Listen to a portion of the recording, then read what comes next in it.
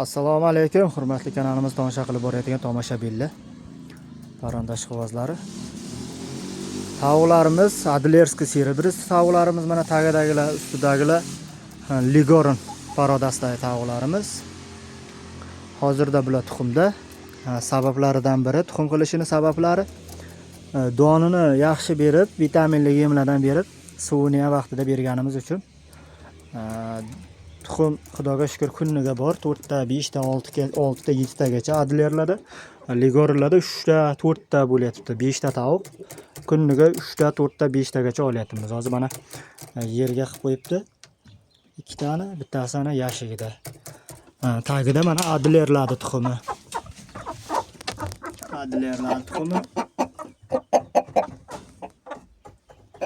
Xudoga shukr hammasi tuxumda. Hozir keyingi videoda tojjonlarni ham, koreyskiy tojjonlarni ham ko'rsatib o'taman.